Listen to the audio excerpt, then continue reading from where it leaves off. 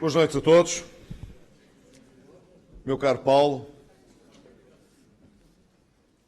foste muito bem representado aqui pelo nosso Luís Pedro Mota Soares, não só vice-presidente do CDS-PP, mas também o ministro que teve, nos últimos anos, um papel realmente central em todo este diálogo social que foi timbre deste governo nestes anos.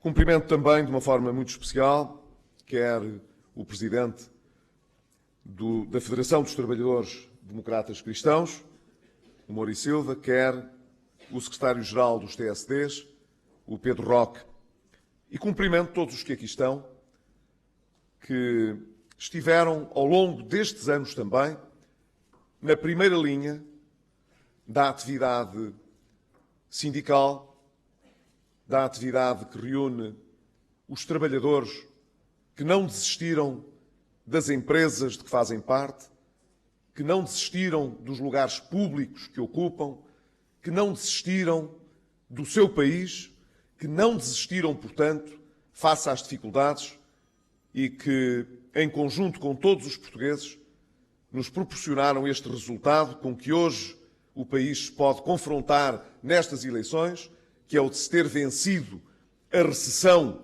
e a crise mais grave e de estarmos hoje a olhar o futuro, de facto, com outra confiança, com outra esperança, sabendo que os tempos que nos esperam são tempos de maior prosperidade. O meu obrigado a todos.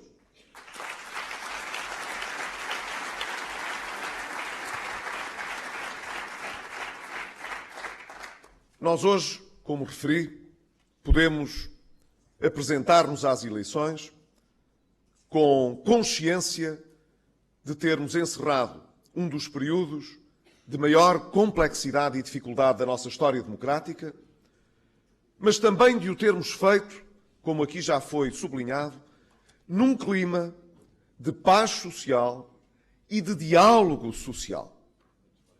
Reparem que isto é muito importante porque há entre aqueles que se manifestam, e em particular alguns que se manifestam contra aquilo que foi a nossa atividade governativa, um enorme desprezo por todos aqueles que estão disponíveis para o compromisso, não a pensar no ganho político ou partidário que possam vir a obter, mas pensando no bem-estar daqueles que representam nos seus sindicatos, nos trabalhadores portugueses, no bem-estar da sociedade, no bem-estar de Portugal.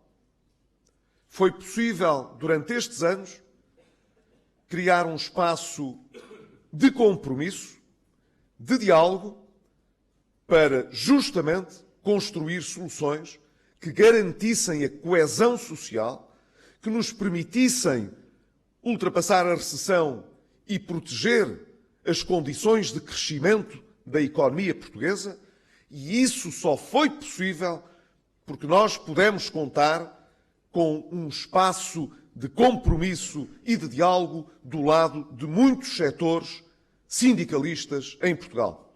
E não há dúvida nenhuma que muitos estão aqui também representados esta noite.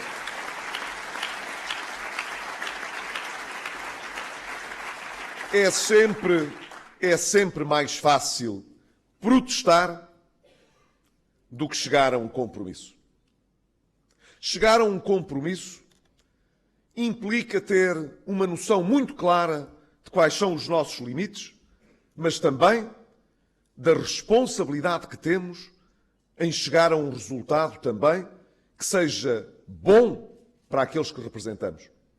Que fácil é não estar disponível para o compromisso, não estar disponível para a negociação, não estar disponível para ceder alguma coisa quando alguém o faz por nós.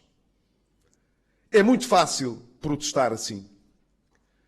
Também foi muito fácil a várias forças partidárias dizer que os tempos de relacionamento com a Troika eram difíceis e que não devíamos ter aceito nada.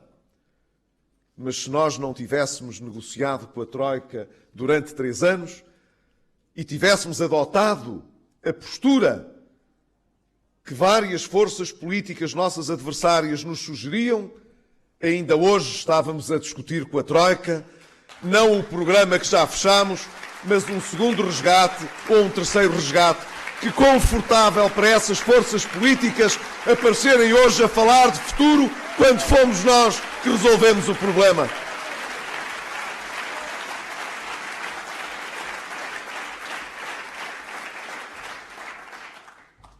Por isso, não se interpretem mal as minhas palavras de reconhecimento pelo nível de responsabilidade, de elevada responsabilidade, que aqueles que se sentaram connosco em torno de um compromisso revelaram para que tivesse sido possível ao nosso país ter hoje o crescimento económico que temos. Durante a manhã do dia de hoje, pude, na visita a uma instituição de solidariedade social, destacar o diálogo social que nós conseguimos desenvolver com as instituições da economia social.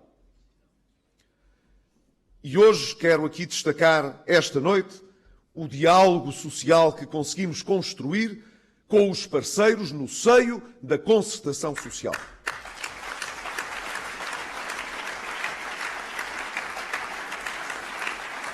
Não deixa de ser curioso que os nossos adversários falem tanto da necessidade do diálogo e que tenhamos sido nós, de facto, a conseguir empreendê-lo.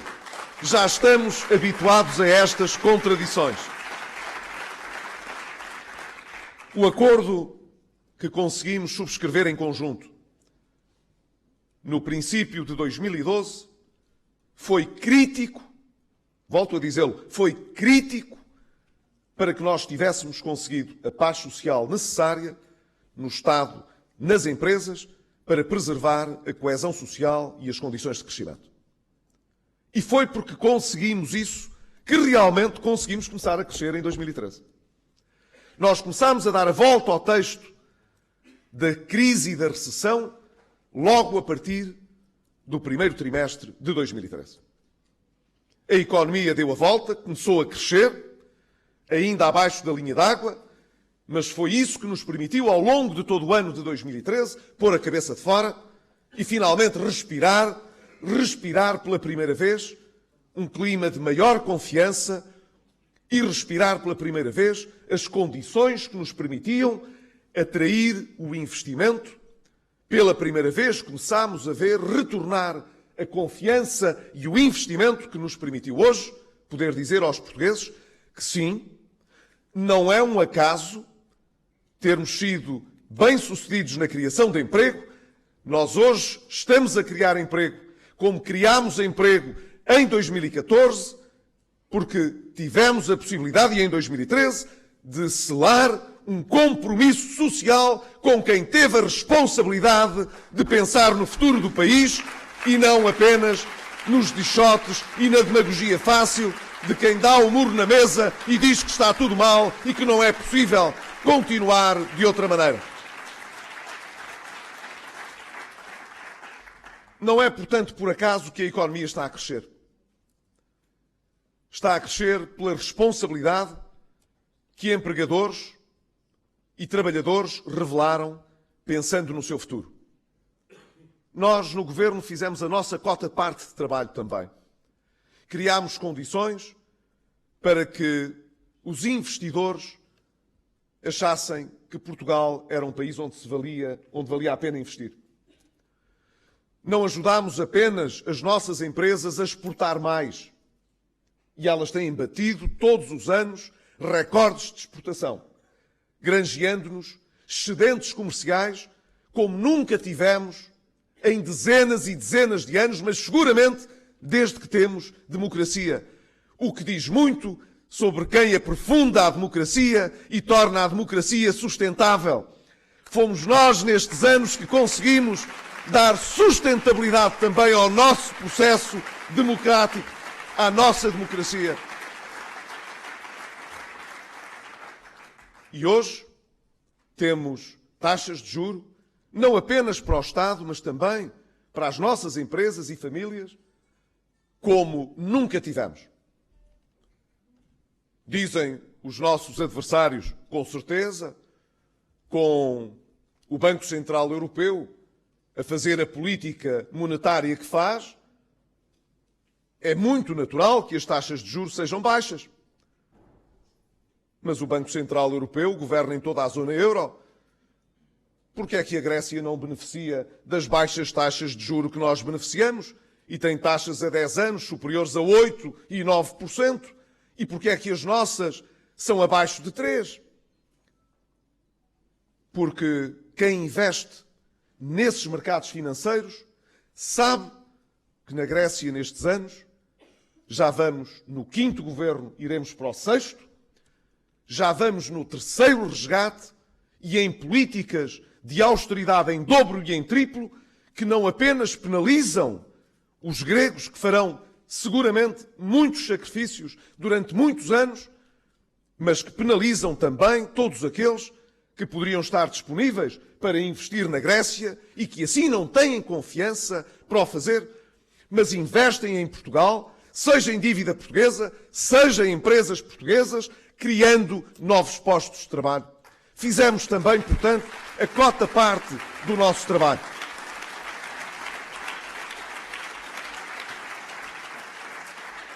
Não espanta por isso, soubemos-lo ainda ontem, que ao longo do primeiro semestre deste ano tenham sido criadas, em média por dia, cerca de 108 novas empresas. Por dia, em Portugal, em 2015, no primeiro semestre, criaram-se em média 108 novas empresas.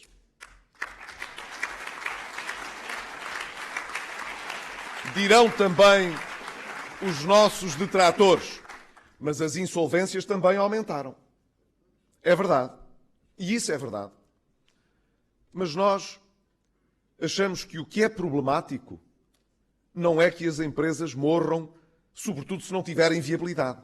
O que é dramático é que não apareçam novas empresas que possam oferecer novos empregos e novas oportunidades aos trabalhadores, pagando a horas aos seus fornecedores, pagando a horas aos seus trabalhadores, pagando a horas as suas responsabilidades sociais perante o Estado.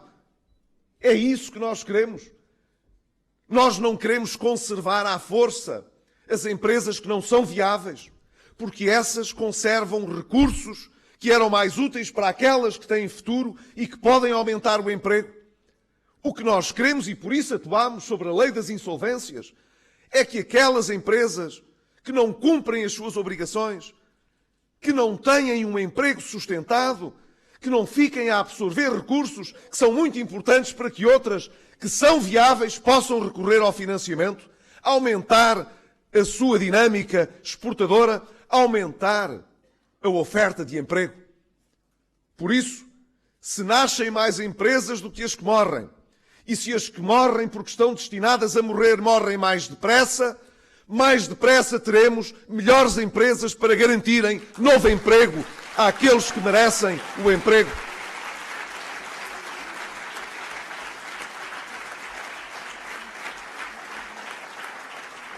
Mas nós também diminuímos a carga fiscal sobre as empresas. E isto foi importante, porque nós sabemos que o investimento depende, evidentemente, de muitos aspectos, mas também depende da tributação. E nós fizemos um acordo com o Partido Socialista. Foi talvez o único acordo que conseguimos fazer com o Partido Socialista nestes anos. Não porque não tivéssemos vontade de fazer vários, mas porque o Partido Socialista sempre se irisou nestes anos, para usar uma expressão que já foi utilizada num outro encontro, sempre pouco disponível para se comprometer, fosse com o que fosse, não fosse haver eleições muito depressa em qualquer ano e ser apanhado a negociar compromissos com aqueles que haveriam de perder as eleições lá na cabeça deles. Mas fizemos um acordo para o IRC. Era essencial simplificar e fazer o desagravamento fiscal para o investimento.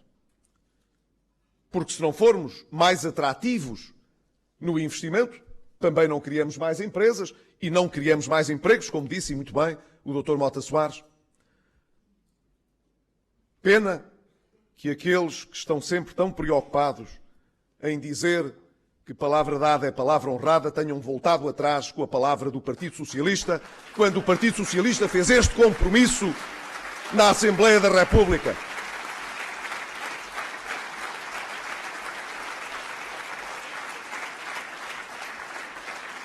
Mas nós esperamos que esta nossa medida possa continuar a desenvolver-se tal como nós tínhamos projetado. É muito importante que isso aconteça.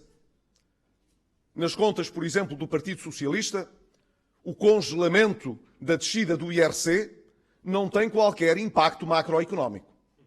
Ainda não vimos nenhuma linha nas contas do Partido Socialista que indique que investimento se vai perder, quantos postos de trabalho se vão perder por o país, caso eles ganhassem as eleições, cancelasse esta reforma.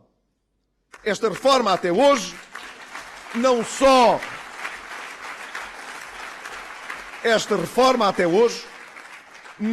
não nos fez perder dinheiro porque a receita do IRC até aumentou, porque há mais empresas e mais empresas a pagar impostos, como gera a confiança nos investidores de que, havendo novamente nos próximos anos a descida da taxa do IRC, vale a pena investir mais. E isso para o Partido Socialista não existe. Andar para trás não tem efeitos. Não custa nada. Isto dá-nos ideia de como as suas contas não estão bem feitas. Porque se estivessem bem feitas em termos macroeconómicos, esse efeito devia lá estar previsto. O investimento, se esta medida voltasse para trás, iria ser penalizado e ia custar emprego seguramente nos próximos anos. Mas esta não é a única conta que não está bem feita pelos lados do Partido Socialista. Mas usemos algumas das suas contas, tomando-as como boas, para perguntar o seguinte. O Partido Socialista diz que, para reanimar mais a economia, é preciso fazer um choque sobre o consumo. E, portanto, vamos pôr as pessoas a descontar menos para a Segurança Social. Não tem problema nenhum. A medida compensa-se automaticamente, porque daqui a uns anos as pessoas vão ter um corte nas pensões. Vão receber menos pensões, como fazem agora menos descontos. Depois, daqui a uns anos, recebem menos pensão. Mas não tem problema, porque daqui até lá podem consumir. E como podem consumir, podem viver melhor, mesmo que depois possam viver pior quando forem lá mais idosas. Se tudo correr bem, porque se as pessoas desconfiadas começarem a poupar, pensando que vão ter cortes nas suas pensões daqui a uns anos, a medida não tem efeito nenhum, a não ser nas contas da Segurança Social.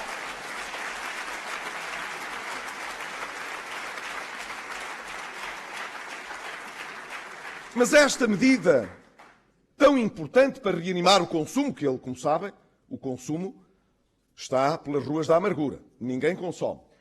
Há uma grande recessão na economia porque as pessoas não consomem.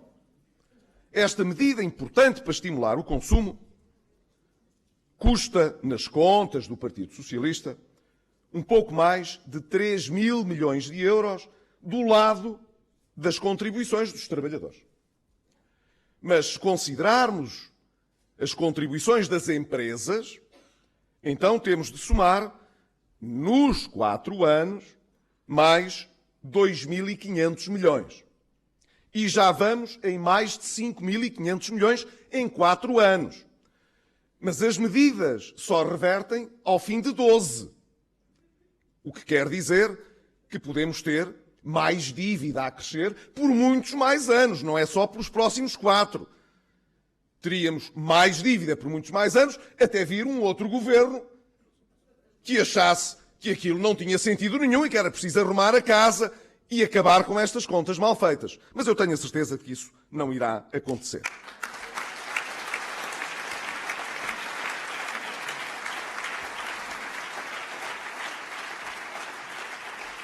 Mas depois, o nosso principal partido da oposição acha que, além deste choque sobre o consumo, também é preciso criar uma nova prestação social, que é o complemento salarial.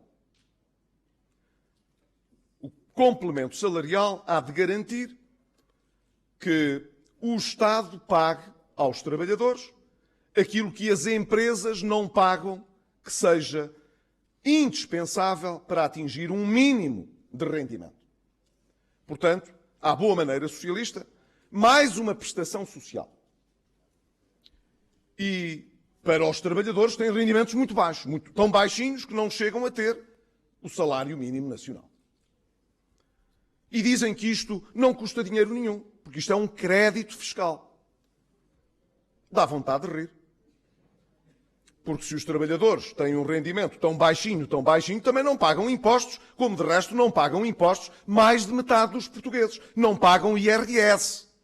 Mais de metade dos portugueses, cerca de 55% dos portugueses, não pagam IRS.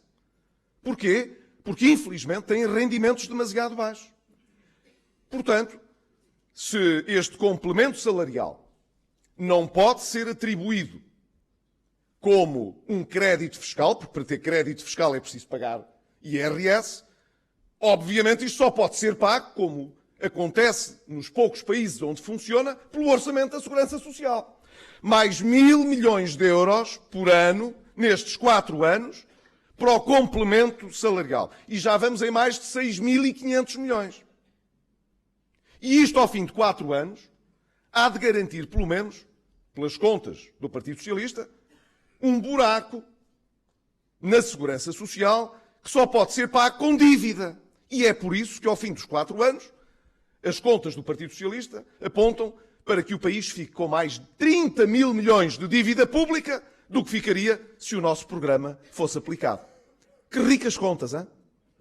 Não há dúvida, que ricas contas.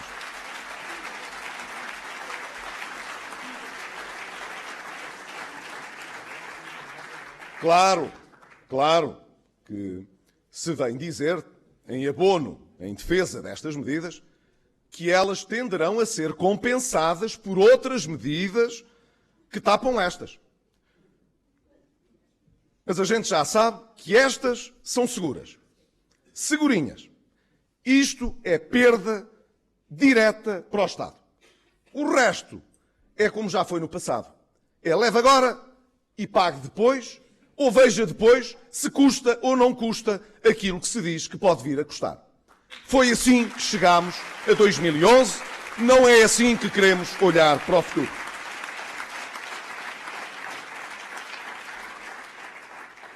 Eu penso que é muito importante que o Partido Socialista explique bem estas medidas. Não basta vir dizer que se tem um canhanho cheio de contas. É preciso saber explicá-las.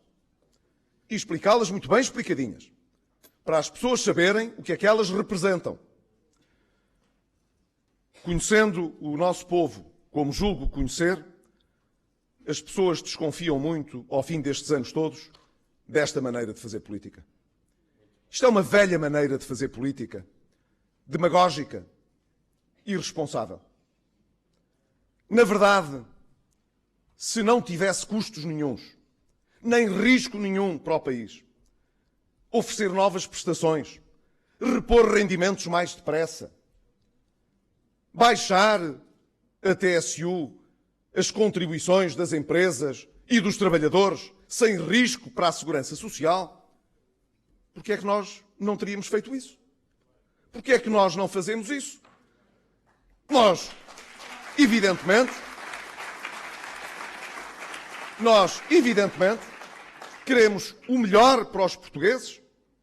Em democracia nenhuma, os governos têm prazer em tomar medidas difíceis. Nós tivemos de as tomar.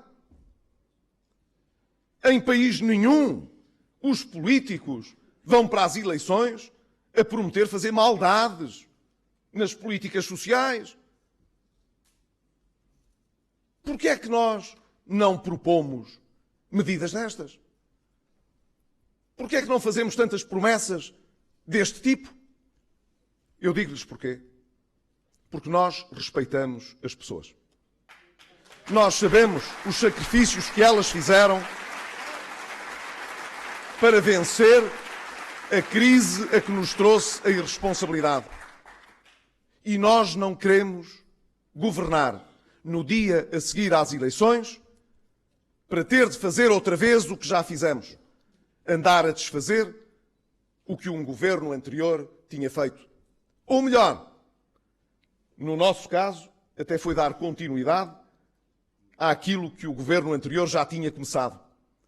Porque, em boa verdade, eleições feitas, foi ainda o anterior governo que veio propor o aumento dos impostos, o corte dos salários, o corte das pensões, o corte das prestações sociais.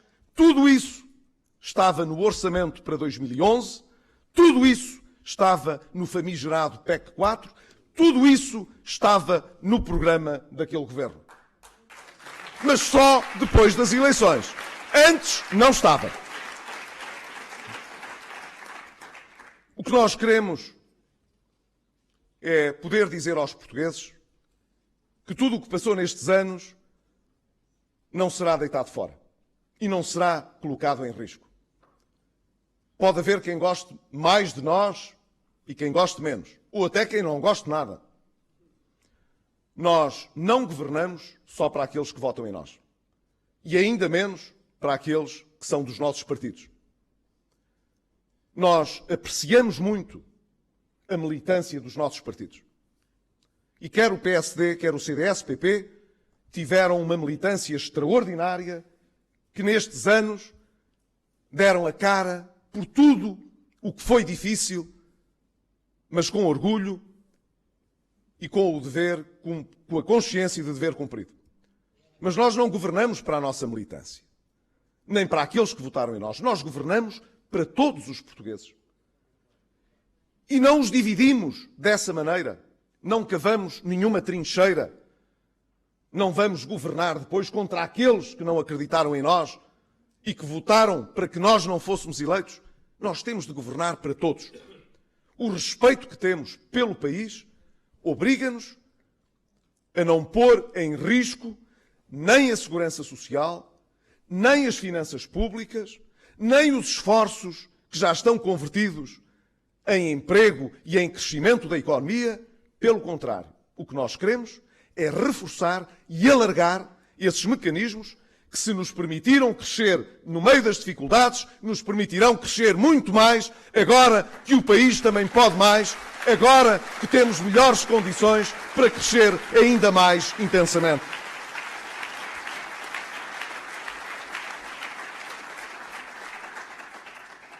Nós, nestes 4 anos, fizemos o contrário daquilo que tanto o profeta da desgraça prognosticou. Reforçámos o Estado Social quando nos acusavam de o desmantelar.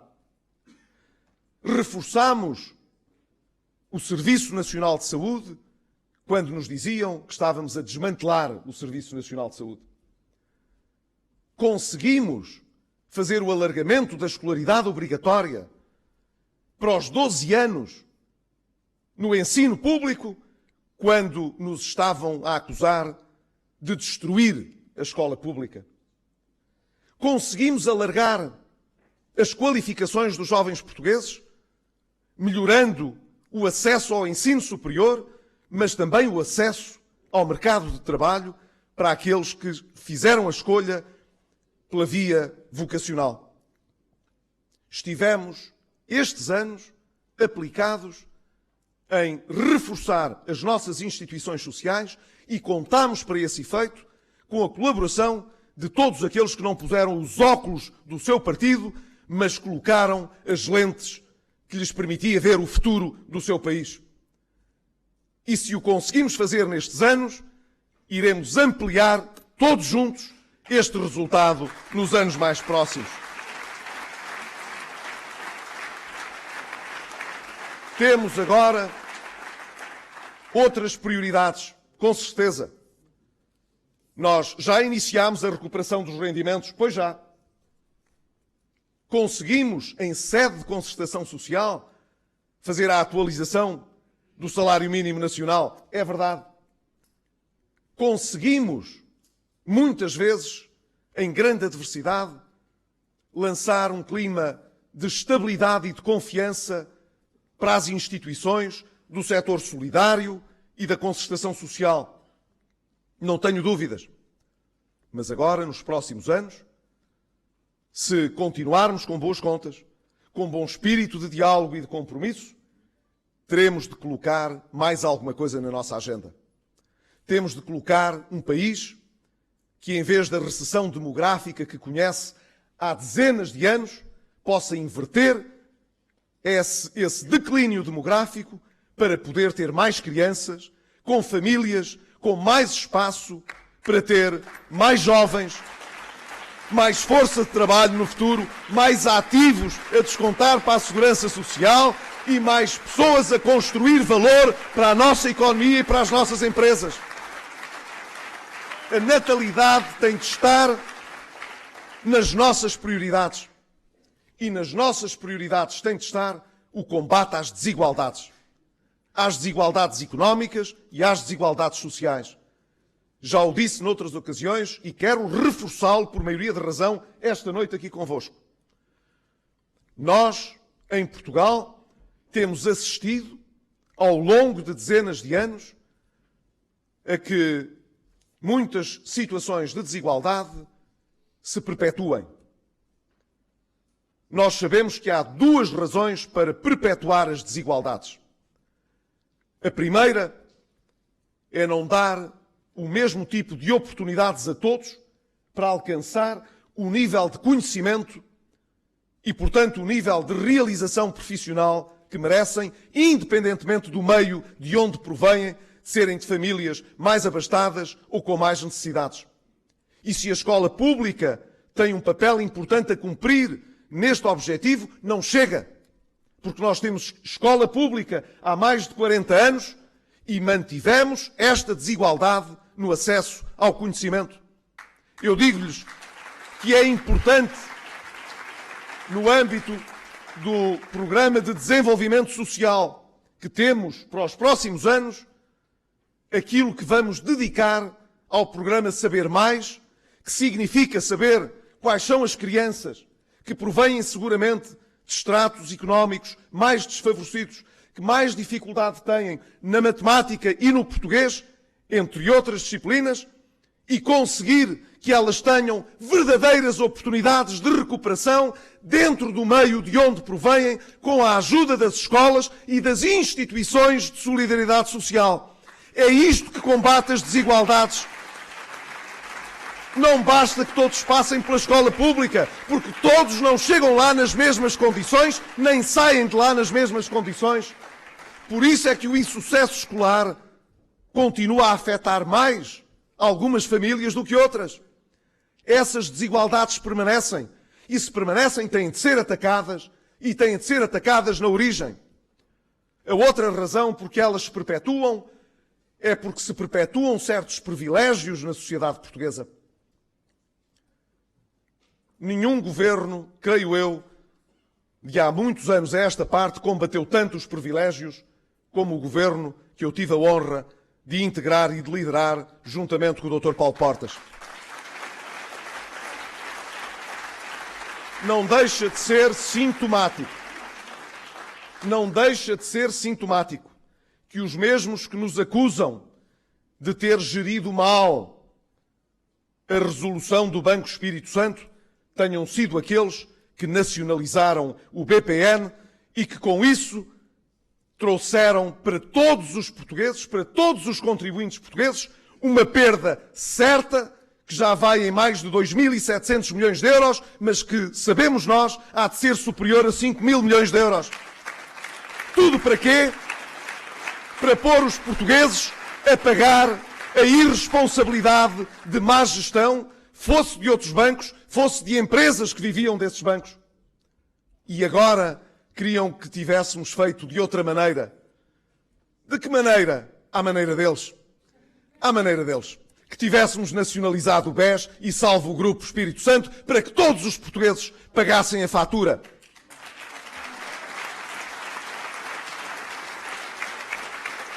Hoje os portugueses sabem que não pagarão essa fatura porque nós não pomos os portugueses a pagar os desmandos das empresas do Grupo Espírito Santo, nem muito menos os desmandos que certos gestores do Banco Espírito Santo fizeram ao próprio banco.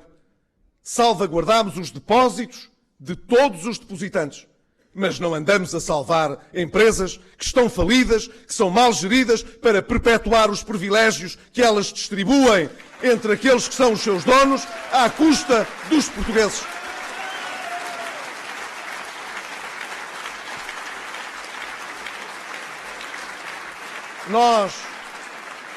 Nós não queremos voltar à velha política.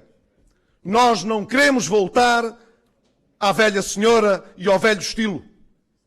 E quanto mais avança a pré-campanha e a campanha eleitoral, mais conseguimos descortinar os velhos tiques da velha política. Agora já se irritam outra vez com os jornalistas. Olhem, se fôssemos nós, ao fim destes 4 anos de vida tão difícil, a censurar os órgãos de comunicação social ou os jornalistas pelas perguntas que fazem ou insinuando ao serviço de quem estão. Mas isso faz-nos lembrar alguma coisa. Isso faz-nos lembrar uma política a que não queremos regressar e a que não regressaremos. Um abraço. Viva Portugal!